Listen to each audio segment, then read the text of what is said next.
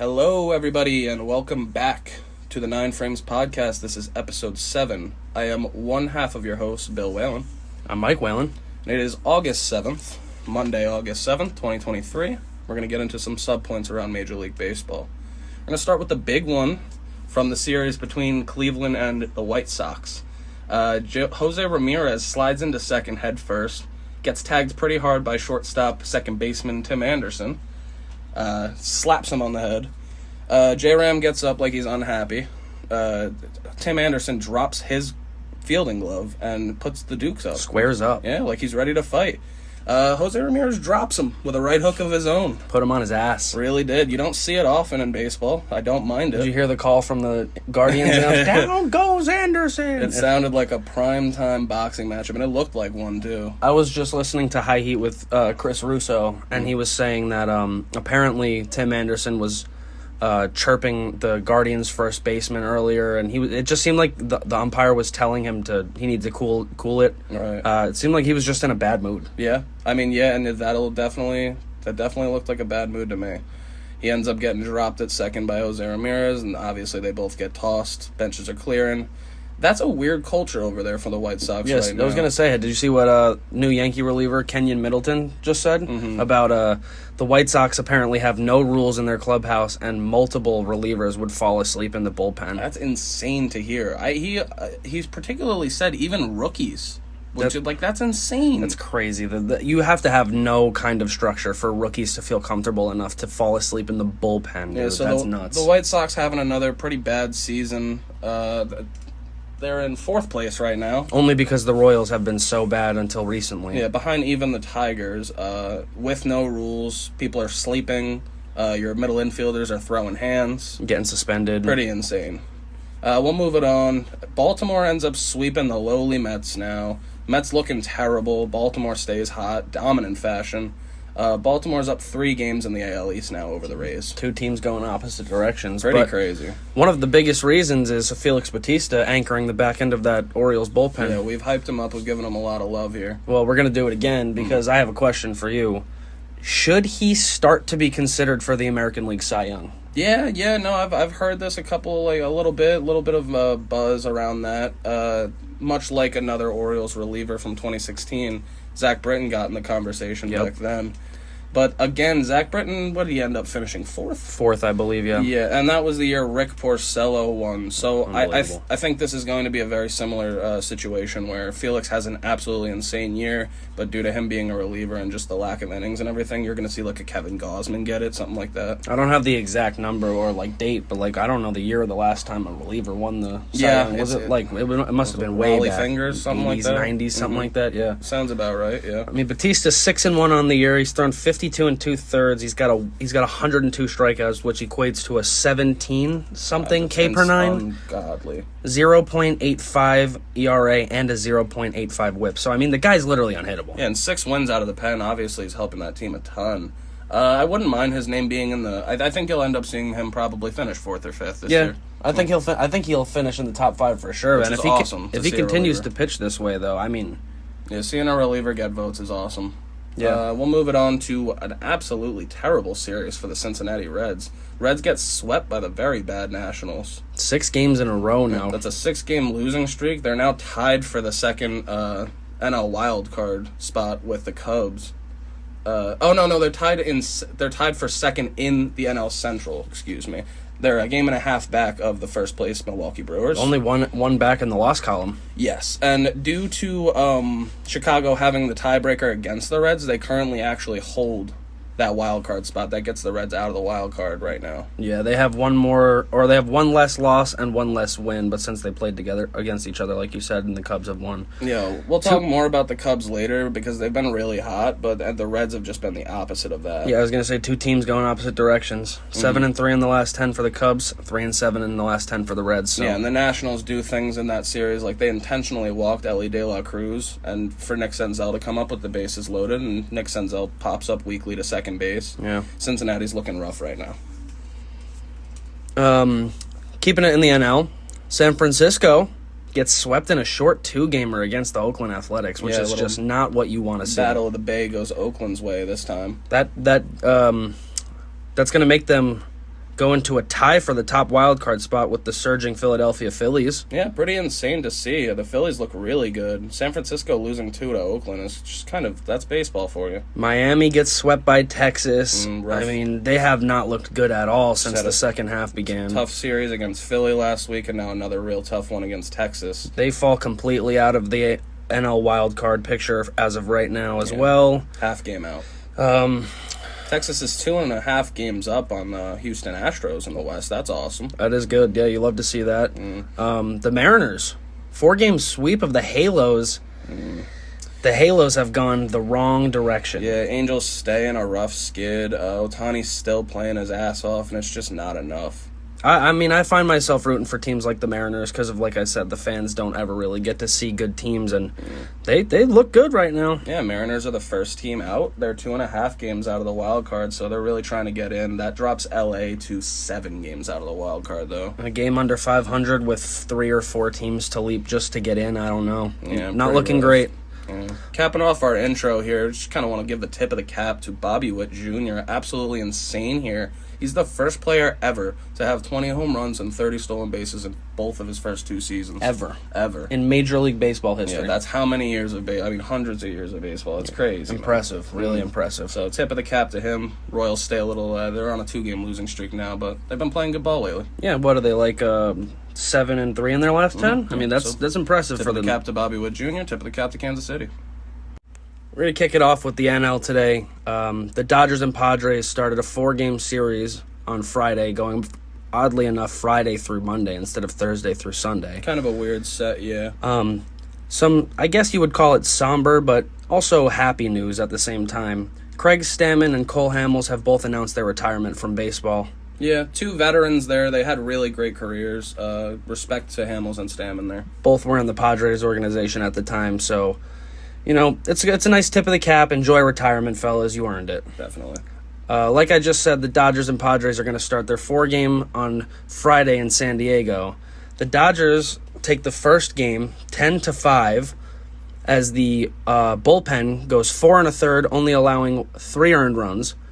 Yeah, pretty good way to shut the door there by the bullpen. Love to see it. Yeah, Bobby Miller struggled a little bit, so the bullpen picks him up. Nice games from David Peralta, Chris Taylor, and I believe James Outman. Yeah, no, definitely. The Dodgers came to play that day, obviously 10-5. Yeah, the bullpen shuts the door. Peralta goes 2 for 4 with 2 RBI. Taylor goes 1 for 4 with 2 RBI, and Outman goes 2 for 3 with 2 RBI. So, second game of that 4-game set, the Dodgers bring Snell back to earth. Snell's been having a really great season, especially ERA-wise. He gives up 3 over 5 innings. I mean, that's still good work. So, yeah, Machado goes deep for his 21st of the year to lead the way. Game 2 goes over to the Padres. The Dodgers absolutely dominate Game 3. 6 runs in the first 2 innings, I believe. It was ugly early. Rich Hill makes the start for the Padres. He gets crushed. 6 earned in 3 innings. Classic Dodgers baseball here. They go up early and they really pour it on. So Lance Lynn, though, deadline acquisition for the Dodgers. Another nice quality start. He looked good again for them. We said the Dodgers kind of have the juice over there, and maybe they could rejuvenate Lance Lynn, and he looks great. Freddie Freeman, that is, raises his batting average to .339. Oh, man. And that couples with a 1.011 OPS. Absolutely filthy numbers, really pouring it on this year offensively. Do you think he's starting to become a little underrated? Yeah, I mean, because when you think about it, because of the year that guys like Acuna's having, they kind of just put a bow on the MVP. Just not really even talking about Freddie. Clearly MVP numbers there. He's going crazy. Yeah. Like to give a little bit of a shout out to a former Met. Ahmed Rosario picks up two RBI in the third game on Sunday, on his 5th home run of the year. Yeah.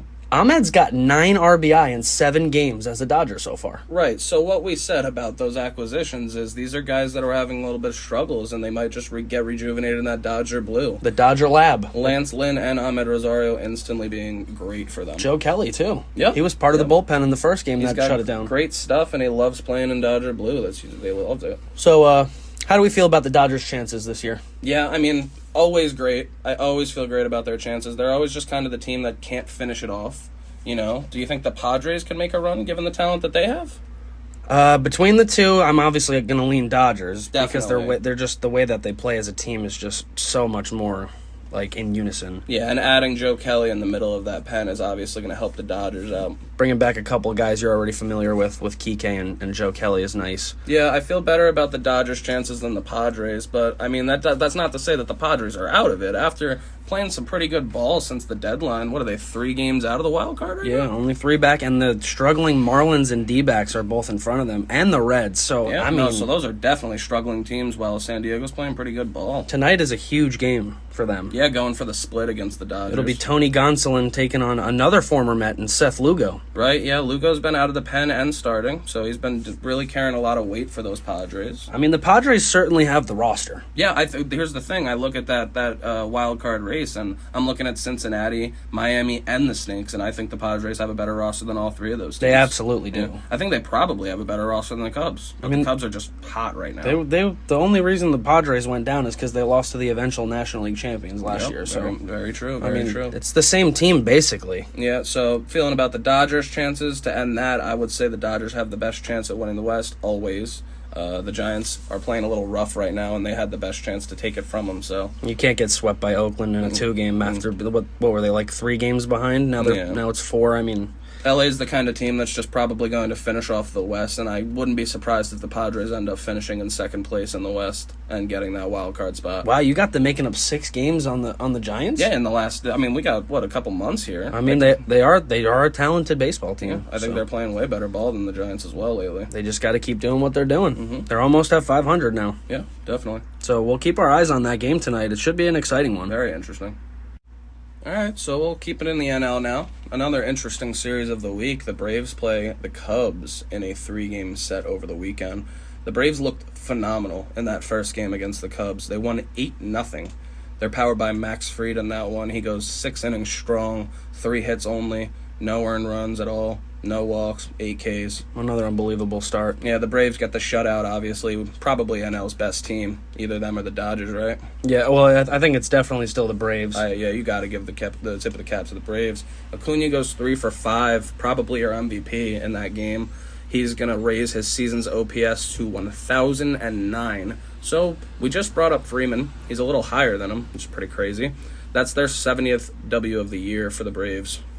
Yeah, I mean, it's what you'd expect with that team at this point. They're actually just a machine. The reason guys like Freddie Freeman get shadowed by Acuna is because he has 1,009 OPS and he might steal 50 bags. So Yeah, I mean, how many is he at this point? He is at 53 already. Oh, well, never mind. There you go. He might steal like 70 bags. All right. Well, yeah, no, just give him the MVP award already. I mean, the guy's hitting 343 with 25 home runs, 67 RBI, and 53 steals. That's just unheard of. His OPS is actually up to 1,014, so he passed Freddie back. Never mind. Correction there. That kind of play is unheard of in today's game. No, it's actually unfair to other MVP caliber players this guy's playing The right stolen base was disappearing. He's bringing it back by himself. Yeah, they make the bases bigger, and this guy said, watch what I'm going to do with that. He's going to try to... He might at some point in his career, he might try to steal 100. He can make history. 'Cause Imagine he beats Ricky's record. If he keeps running, that would be tough, but he could keep... If he stays healthy... God, the guy can run. This is a guy who had ACL surgery. Yeah, for real. That's insane. He's got 53 steals after tearing his ACL. That's crazy. How'd those other 2 games go, though? The Cubbies bounced back nicely in both game 2 and 3. The second game of the series, they take 8-6. Who started that game? It was Michael. Oh no, it wasn't Michael Fulmerhurst. It was for the Cubbies. Some guy named Assad. I mean, it was more like more so. Opener. It was a bullpen game for the Cubs. Yeah, and they still win that one. So I mean, they played a really good game against a great Bravos team. There. It's because of what the Cubs are good at now. That they're just out hitting teams all of a sudden. Definitely, they slug 8 runs again. I mean, great games from. Bellinger stepped up again. Yeah, Bellinger goes 2 for 3. Swanson has another home run. Candelario goes 2 for 4. I mean... Yeah, Bellinger's batting in the 320s, so the Cubs are loving that. You're getting 10 hits a night from your team. You got a good chance to win. The Braves did have 10 hits in that game as well, but the Cubs just scratched out a couple more. Yeah. Much like they did in the third game, 6-4. Yeah, so they get two-run wins over the Braves. That's basically just playing great NL baseball, you know? The story was a little bit different, but almost similar. Justin Steele, that is, goes 5 1/3, almost giving them a quality start. God, he's got great lefty stuff. Huh? Yeah, he's down to a 2.68. That was a great. He's 13-3. Really good, man. Really, good. really a great find for Chicago. Fulmer comes in and finishes off that sixth inning, and then the rest of the bullpen holds it down, and Alzolay saves it. Yep, 6-4, and that one. That's a great win. So, my question is, just how good are the Braves? Yeah, I mean, like I said, like we both said, I Even think, after losing 2 out of 3 to this team. yeah, that's not going to shake their confidence. It shouldn't. This is a team that they are the best team in the NL. I think they know that. They're the best team in baseball still. Yeah. In terms Yeah. of record. Yeah, I mean, statistically, you can make an argument for a couple other teams, maybe the Rangers. you know. Maybe the Orioles. Definitely. The Orioles yeah. also have 70 wins. But it's another one of those cases. Yeah, they do. The only 2 teams with 70 are the Orioles and the Braves. It's another one of those cases with the Braves. Much like being in the NL East, until somebody takes it from the Braves, they are the best. Yep. Mm-hmm. Couldn't agree more. So someone will have to step up. I always say that. Yeah. Especially when it's been sustained dominance as much as it has been for the Braves. Definitely. They're still 10.5 games up, and they haven't been playing like the greatest lately. Again, that's not going to shake their confidence. It's a league where you're going to have your ups and downs. 70-39 on the year for the Bravos, even after a little 2-game losing streak. Yeah, they're my picks to come out of the NL for the World Series. So yeah, until somebody takes it from them, that's where I'm going. Fair enough. Mm-hmm. The Cubs. Yeah, they take 2 out of 3 there. They continue to surge. They've been a really good team since the break, and they stood pat and made a couple small moves at the deadline to show the Cubs fans that they're going to go for it. Now they just sit 1.5 games back from the Brewers for the NL Central lead, and they're tied for the 3rd wildcard spot with the Reds, and they have the tiebreaker, so they have that spot right now. If you want my opinion, I've been gassing up the Cubs for a couple episodes now. Since the Mets went down, you're basically wearing blue and red. Yeah, I mean, I traded in my blue and orange for the blue and red. Mm-hmm. I think they should have done more on the pitching side at the deadline. I agree. Yeah, they do have a young staff. They also have Stroman, who went on the IL with hip inflammation. So when they get him back, that'll be like a trade in and of itself. Hendricks has looked pretty good. Mm-hmm. I wouldn't be surprised if this team ended up taking the Central right now too. I've been saying that. I think the Cubs are going to still win the Central. Yeah. I think they have the best team, like structured, and just the way the veterans on the team. Yeah, I'm not giving up on the Brewers yet because they were my pick for the Central. I'm going to stick with that right now, but don't be surprised if you're seeing Cubs baseball in October. Another case of teams going different directions. Mm-hmm. Cubs surging, Brewers getting cold. Yeah, I mean, in conclusion, go Cubs, go. Hey, you said it. All right, now we're going to go to the land in between. We're going over to interleague ball. And the first place Minnesota Twins sweep the Snakes. The D-backs get swept by the Twins. Kind of rough, man. They've been rough since that Cardinal series, probably since the series before. It's really been like most of the second half as well. Since the break, man. Tough. Them and the Marlins have just taken nosedives. Yeah, they came out of the break leading the West. I mean, they really led the West like a week and a half ago, so that's brutal, man. Yeah, they were hot, and now it's gone the complete opposite direction. They've almost gone all the way back down to 500 now. Yeah, that first game, the Twins get it 3-2. Michael Taylor gets a homer in the 7th inning, and they never look back. The second one goes 12-1. That one's not even really worth talking about. Absolute murder. And then the third one is 5-3. We get homers by Max Kepler and Matt Wallner. That's Kepler's 18th of the year and Matt Wallner's 7th of the year. They put up a 3 spot in the 9th. That's pretty rough. Yeah. Dallas Keuchel debuts on Sunday, though. Wow, he comes back into the league and he gives you 5 innings and just 1 earned. Yeah, dude, pretty nice to see former Cy Young there. Yeah, it's crazy to think about, man. A lot of people might forget about that, but Dallas Keuchel was really, really good for a couple years in a row. Very good. The beard, yeah. So that means, what I did say already, the D-backs go from first in the NL West just like a week and a half ago to a game and a half out of the wild card. It might have been a little bit longer than a week and a half, but still. What happened to them? It's been within the last month, they've gone from, a prominent position to, I don't think they're going to make the playoffs anymore. I don't think so either. I mean, what happened? I think this weekend really, really, really hurt their chances. Mm-hmm. That and a pretty lackluster deadline. you just can't lose 2 of 3 to a team like the Cardinals and then get swept by the Twins. It's just everything's going wrong. Twinsies probably feeling great though. Yeah, they're up to a 4.5 game lead in the Central now. Yeah, I mean nobody else is even trying. Cleveland kind of sold at the deadline, and you could forget Detroit, the White Sox, and Kansas City. I don't think they're coming for the Twins this year. No, I can't see anybody catching the so Twins. This is their division, right? We could agree? Yeah, I mean, it's pretty obvious. I thought Cleveland had a chance around the deadline, but they drew their line. They went one way, and clearly it's speaking for itself in the standings. They're 4 games under 500 now and dropping. Yeah, and I mean, Cleveland and the White Sox are out there. They're fighting. With a Bieber return not even in sight, Yeah, I mean. the big story of the Cleveland week is a fist fight. Yeah, so. they're worried about fighting each other instead of fighting for the division. Yeah, and the Twins get a sweep there. So while the Twins are laughing. I guess it's the real trend of the episode. These are 2 teams going in opposite directions. The Twins are hot and Cleveland is cold. Yep.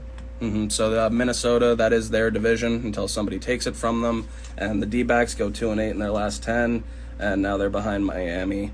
They're a game and a half out of the wild card, like we said.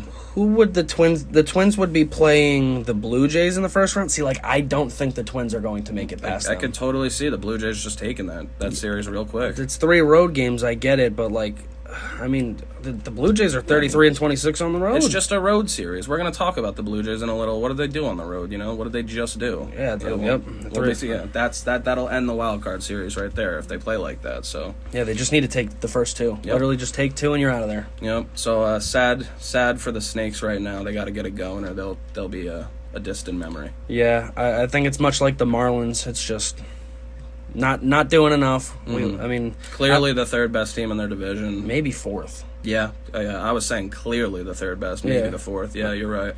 The Marlins are going to finish probably better than the Mets this year, but definitely, I would say. I think they're around. I view the Marlins and the D-backs very similarly. Yeah, definitely. They're 2 teams that I don't think really have the postseason experience. They're going to need to make deep runs, but I could definitely see them squeezing in and maybe winning a series. Yeah, like a week ago, but I don't know about that anymore. Yeah, it could happen because it's baseball. But yeah, they're still close. They just need to turn it around quickly. I still feel better about San Diego's chances than Arizona, like you said. So maybe they're the 4th best team in the West. That's what I'm saying. So San Diego's 3 out, and Arizona's a game and a half, and the Marlins are a half game. I feel better with being 3. I'd feel better being 3 out as the Padres than a half game as the Marlins because they're just.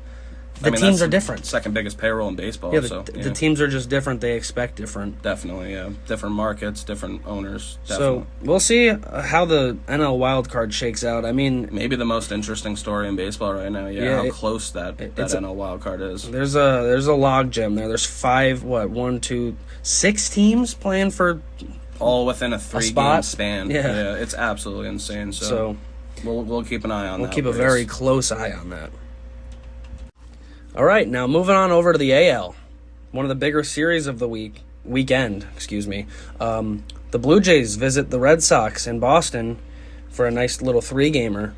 I was saying before that series happened that I thought the Red Sox were going to take 2 of 3, and boy, was I wrong. Yeah, I had the Blue Jays taking 2 out of 3, and even I was wrong. We were just talking about the Blue Jays and how they have a decent chance to beat the Twins in a playoff series. They sweep the Red Sox here. First game goes 7-3 to them, second game 5-4, and the third one is a 13-1 blowout. Absolute thwacking. Mm-hmm. That first game, Vlad Guerrero Jr. hits his 18th home run of the year. Very nice to see him starting to get going a little bit. Yeah, in the second game, both teams score in the 9th. Kiermaier gets a single, Urias gets a single back. That makes it 5-4. New acquisition. Yeah. That they still can't get the win there. They end up losing 5-4. That's the closest game of the series. And that third one, absolute destruction by Toronto. What was who were the big players in that game? I think Belt goes 2 for 4 with 3 runs scored. Wow. Mm-hmm. What's Schneider 4 for 5 with 4 RBI. And there had to be a good pitching performance in that one. Chris Bassett goes 7 strong. That's one of the nicest quality starts I've seen from Seabass in a while. Seriously, yeah. 7 strong, 1 run. 3 walks, 6 Ks. The 1 run was a homer. And if there's one thing Chris Bassett is, it's an innings eater, and he does that in this game, getting them 7 strong. Yeah, I've been a fan of Bassett. He's nice. He's a good pitcher. Definitely a great vet to have on your team. Yeah. That puts Toronto 2.5 games up on the third wild card spot. So they're pretty firmly in there right now as long as they hold the line. I don't know, man. Those Mariners are knocking. That's the thing. 4-game sweep over the Halos. They're I can't wait knocking. till those two teams play again. I know. Those are always fun series because the Japanese crowds come in too. Yeah. After getting swept here, Boston's 12.5 games back in the East. Pretty rough. And 5 games back in the wild card. They're in last place in the East as well. What are your thoughts on that? I was high on the Red Sox as of last episode. Yeah. But I mean, I still think they've got a good team. They just really got to get going. That weekend, hopefully it's a wake-up call. Yeah. You look at the division there. I mean, do the Red Sox not have the worst roster in the East? They probably do, but that's not saying they have a bad roster. No, that's the strongest division in baseball. So. Yeah, I know. Now the Yankees aren't even in last anymore. There you go, and that puts the Red Sox in last, so rough series for them for sure. You have a divisional matchup like that, the last thing you want to do is get swept at home. To be in last place and after getting swept and only being 5 out of a playoff spot. That hurts, too, because Boston's been like a little rough for a couple of years now, and they finally get good again, and so does the rest of the division. Yeah, I mean, that division is, like we said, was a dogfight, dude. It's unbelievable. Those teams just don't lose. Yeah, I like Toronto, and I like the fact that they have vets like this. They go and they add Jordan Hicks at the deadline, too, to help out, because Jordan Romano's on the IL now, right? Yeah, I think he's supposed to come back soon. It's not too serious of an injury, but yeah, it's a really good back end of the pen. I'm gonna backtrack a little bit on the Red Sox. I just after this weekend, man, it just looks like the Blue Jays are just better. Yeah, They I feel just really look good better. about the Blue Jays. Yeah, they have the young players, and this is a team that Bo Bichette's still not back, right? Yeah, and their closers out, and they're still finishing close games. So they're missing an absolute stud at shortstop and a stud at the closing position. That second game was 5-4. Yep, that's literally the closest game you could possibly play, and the bullpen holds it down without Jordan Romano even being there. Yep. And then they come back after such a close game, and they blow them out 13-1 in their own stadium. It's a way to carry over the momentum. Definitely a way to end your weekend, and they'll be resting up now. They're off today, right? They have to be, right? Because this was a pretty big series. They're not. Oh, they aren't? No, they head to Cleveland to take on the Guardians. Okay, Blue Jays versus Guardians. Hyunjin Ryu. That's the thing. That should keep the Blue Jays hot. Yeah, carry the momentum. Yeah, I think that'll keep them hot. I think it's actually probably better that they don't have a day off, as long as they're all feeling Red Sox right. probably could have used a day off, but they don't get one. They do get an easy series, which should be an easy series against the Royals. Who's to say anymore? Yeah, Royals are playing good ball lately, so maybe not, but they are on a 2-game losing streak coming into this. So the Red Sox this is going to be one of those series. The Red Sox have to capitalize on playing this type of team after getting swept by the Blue Jays. Yep, I was just going to say this is the team that they got to take care of. It's in your home stadium. You just got swept there by a divisional rival. You got no excuse. You're playing one of the second worst team in the American League. Even after they won 7 straight, they're still the second worst. Yeah, you're looking at that number, 5 games back of the wild card, and you got a set against the Royals. You have to make it count. The Red Sox need to wake up. I think the Blue Jays are in a good spot. But those Mariners, keep an eye on them. They're knocking. Yes, they are. They're on their way. Don't forget about them. All right, so last but definitely not least, very big AL series. We've been seeing this a lot in the playoffs in recent years. It's a series between the New York Yankees and the Houston Astros. Becoming one of the biggest rivalries in baseball. It really has since, 2017, 2016? Those teams, and especially those fan bases, do not like each other. A really fun series when they get together, and they split this 4-game over the weekend. Yeah, as we said, it's 4-3 in the first game. That was on Friday, or Thursday, that was, yeah. 7-3 Houston in that second game. 3-1 Yankees. They had a really good 8th inning there. And then that's a Glybar Insurance homer there to finish it off. It was 2-1, and he put one more on the board. And the last game goes 9-7 to Houston. They have a 4 spot in the 6th, and the Yanks try to rally late, but it's just not enough, and that one ends 9-7. Really competitive series. Yeah. Brian Abreu gets just his 4th save in that last game in that intense late inning where they're trying to rally. Shuts the door on The 2 them. games Houston do end up winning here, you could tell how they won it. 7 runs and 9 runs in those 2 wins, as the Yanks win their games with 4 runs and 3 runs.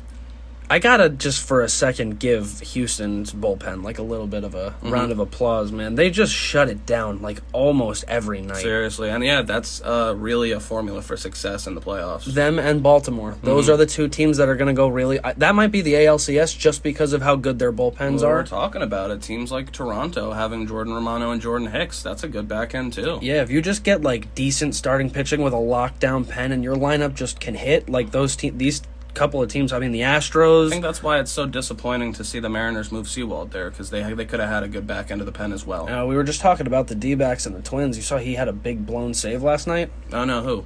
Sewald. Oh. Yeah, he got destroyed. Yeah, another acquisition. That's a blown save. Yeah, it was not good for him. Yeah, good catch. It was the 5-3 game. He was the one who gave it up. Yeah, I had a question, because I saw Jake Bauers leading off. Yankees? Yeah, I'm not really sure why the Yankees do stuff like that, to be honest with you. That's definitely a boony move, but I really don't get it. I don't understand batting somebody. I guess I see that he has like an 810 OPS, but like usually you don't bat first baseman leading off. A first baseman who's batting 230. Yeah, I don't know. I mean, know your personnel. Quite literally, know your personnel. Right? I guess what their argument would be for that team is like, who else in that lineup do you lead off? You wouldn't lead off IKF over Jake Bauers? I would. I would lead off Volpe over Jake Bauers. I would lead Harrison Bader off before him. Probably lead Billy McKinney over Jake Bauers. I don't know. He was a pinch hitter that game. Right, still. yeah. But I don't know. No, I mean, I think the Yankees should really move to Bader leading off. Yeah, something like that. See, Bader was literally a leadoff team for multiple postseason rosters. Yeah, he should move up there. They should really stop putting Jake Bauers in the leadoff spot. So I think that's kind of a confusing move, but they play this like a playoff series. And then this would have been a 2-2 series going into Game 5. This would have been a phenomenal ALDS. Yeah, but like if that was Game 4 of the ALDS and the Yanks are up 2-1 like they would have been. And they're leading off Jake Bauers. Like, Yankee fans have the right to be angry about that. Yeah, kind of a confusing move. I don't know. Yeah, but the Yankees keep playing competitive ball. They're 4.5 games back with a wild card now, and they're 4th place in the AL East, passing the Red Sox, like we said earlier. Finally out of the basement. Houston is 2.5 games back of the still hot Texas Rangers. It's really tougher to catch them than anybody foresaw, especially because Fangraphs still has them winning the division, which is crazy. The Astros? Yep. Yeah, because they still pick Houston to win the division, even though, I mean, this is kind of like, this is post to post Texas's division so far. I think it's mostly just because of that history. Yeah, just like what they've done in the past. Yeah, and what you were just talking about. It's theirs until they lose it. Right. Houston's in the second wild card spot right now, so that would be interesting for sure to see. A game up on Toronto. Who would they be playing in the playoffs? Houston would currently be playing a 3-game against Tampa Bay. Yeah, see, now that would be a phenomenal series. In Tampa Bay. That would be a phenomenal series in the Trop. Yeah. Both of those stadiums named after Jews. I kind of, for like the flair of it, I partially would like to see the Yankees get in. I want to see Judge in the playoffs. Yeah, I mean, and also just like being from New York, maybe it's a little biased, but it's always better when one of the teams at least is in, because the city will be buzzing about baseball again. And if somehow, some way we can get this as a playoff series, like a rematch again. Yeah, New York was a baseball town last year, and it feels very different this year. So if the Yankees could get going, that would be great. So what are your thoughts on both teams? Yeah, my thoughts on the Yankees, like we said, I really hope they squeeze. I don't know if they will, especially if they're leading off Jake Bauers in games like this. There's one less team for them to leap now after Boston goes behind them. Yeah, they're only behind Seattle right now, and then Toronto would be the team they'd have to knock off for that 3rd spot. Not an easy task. Again, like what I was saying with Boston, the Yankees just gotta pick it up. Yep, they got to pick it up. And they have a series against the sleepy White Sox. So, I mean, if those relievers are sleeping, you better wake them up. Yeah, seriously, wake them up with some bats. Yeah, and hopefully the Yankees have a good series there. We'll definitely be talking about that on Wednesday's episode, because that'll be another litmus test series for the Yankees to see if they're going to be competitive in this wild card race coming down the stretch. Not for nothing. Mondays are usually pretty slow. There's a day full of games today. Pretty full slate, yeah. The team's not really getting a day off. Houston is one of those teams that doesn't seem to be playing, because they start a massive 3-game series with the Baltimore Orioles in Baltimore. Yeah, just going to mark that down right now. Series of the week for me. I'm excited to see that series. That's going to be electric, yeah. Framber Valdez is going to be making his first start tomorrow after his no-hitter.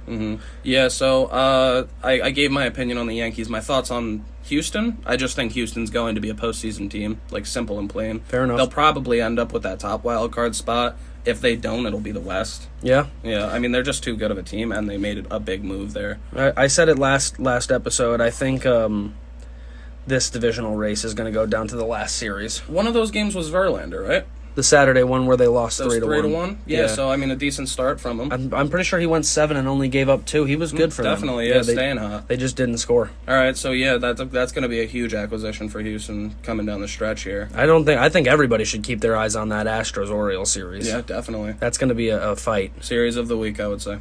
Probably the 2 strongest bullpens in the American League, you'd say? Debatably the 2 strongest teams. Yeah. I mean, it's got to be them, Tampa Bay, and Texas. Yeah. Those are the 4 right now. It's the 2 of atop the AL East and West. Yeah, it's going to be an electric series starting tomorrow. Baltimore, Tampa Bay, Houston, and Texas. Those are your 4. And then, I mean, I'm just going to say it one more time. Those Mariners. Is that a 3-game set between Baltimore and Houston? Yeah. All right, so why don't we make predictions on that? What do you think? Oof, put me on the spot here with this. I think Houston is going to take 2 of 3. Bold here. Houston sweep. Wow. Yeah, let's see I thought I was being bold giving them 2 of 3 in Baltimore. No, let's see it. Let's see it. They got to step up. That would be really cool to see. Yep. I don't know, though. Especially with Framber starting out that series, I think they're going to come out of the gates hot. Baltimore's good, so that should be a real interesting series. Yeah, no, I'm not saying that. I'm not counting them out. I'm just trying to make a bold pick here because Houston's hot right now. Yeah, I mean, I feel good about them. It's a prediction. It could be wrong. Yeah. No harm. So I think Houston's going to be a playoff team. I think maybe the Yankees squeeze in. I kind of hope they do. That's about it. I think Houston is going to be a playoff team. I think they're penciled in pretty much as any other top team. If the Yankees get in, it'll be at the plight of like a Toronto team. Yeah, maybe like I don't know. Yeah, it would have to be the 3rd wild card because I don't see the Rays fizzling out. I don't see the Rays or Houston leaving those wild card spots. I don't see the Orioles or Texas dropping that far. That's either. kind of why the NL wild card has been more interesting of a topic lately because the AL wild card, those 2 top AL wild card teams, those could be division winners in most divisions. Yeah, I mean Houston could definitely fall out. They're only 3.5 up on Seattle, but. Yeah, I don't see it. Again, you look at the rosters and you look at how Houston went all in and bought at the deadline, and Seattle was selling their closer. So I'm definitely going to lean Houston on that. Yeah, me too. And finally, I don't know about the Yankees. Like I said, I think it would be cool, but I just don't know if they have the juice this year. Yeah, I just don't know if they squeeze. I kind of just think Toronto will stay. I think like the way that the picture looks right now might be exactly what we're seeing. Yeah, with the exception of maybe like Tampa Bay taking it from Baltimore or Houston taking and Texas. It from Texas. Yeah, good call. Yeah, other than that, it should look pretty similar in the American League unless something bizarre happens. Yep. So we'll keep our eye on everything. Yeah, big series. All right, folks, we're going to be wrapping up episode 7 of the 9 Frames pod. Thank you for listening wherever you did.